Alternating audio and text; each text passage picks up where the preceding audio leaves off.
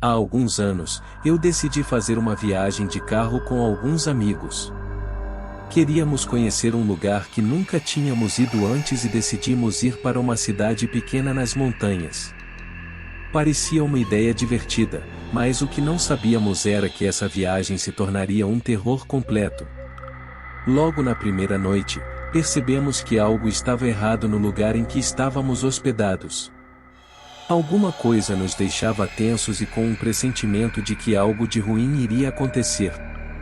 Na manhã seguinte, fomos para a cidade e visitamos algumas lojas locais. Percebemos que as pessoas pareciam nos olhar de um jeito estranho, como se não fossemos bem-vindos ali.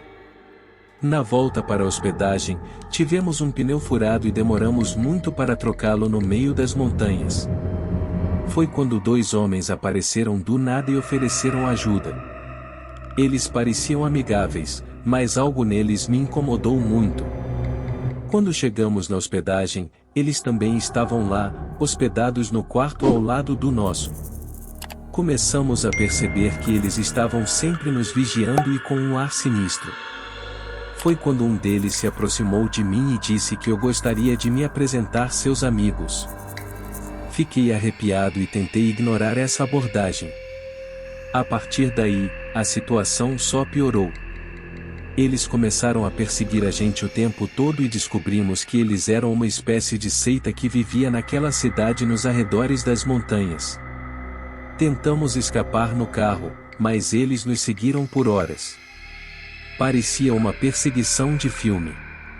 Finalmente, conseguimos chegar em uma estrada principal e pedimos ajuda em um posto de gasolina.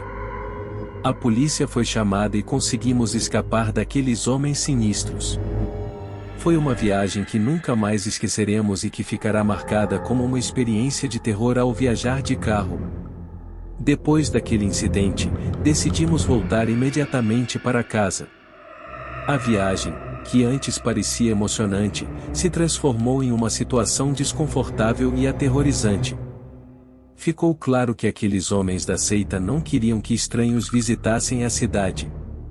Durante toda a viagem de volta, fomos seguidos por um carro preto que parecia estar nos observando.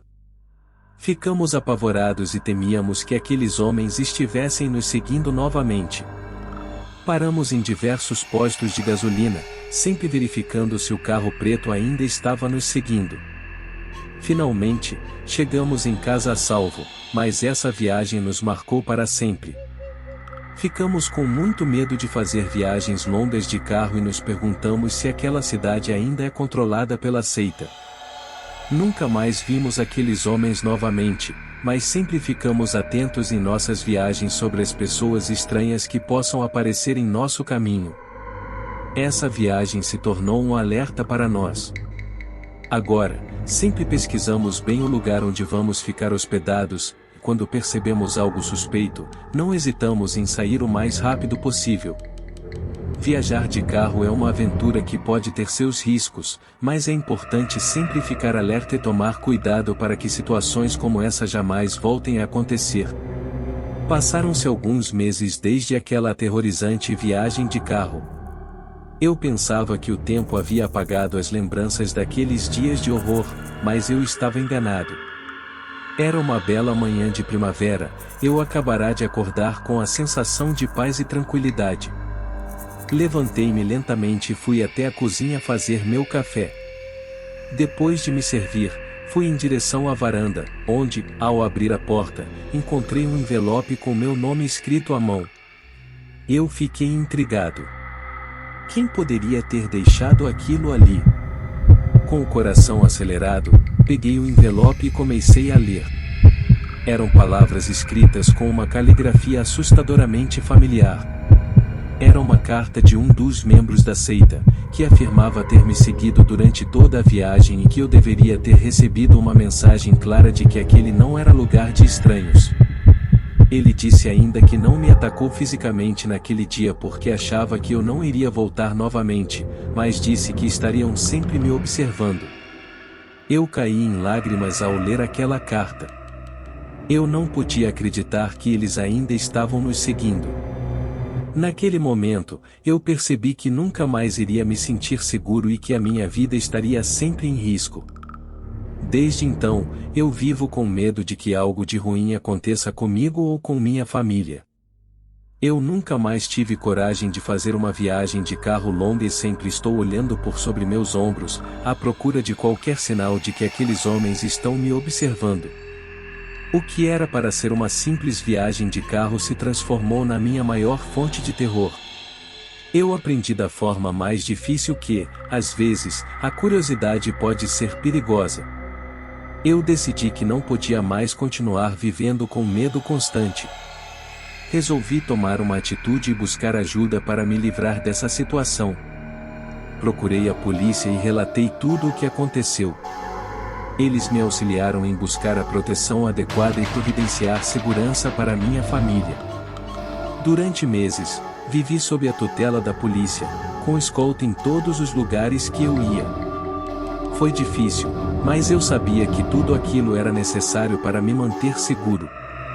Com o passar do tempo, percebi que a ameaça da seita estava cada vez mais distante.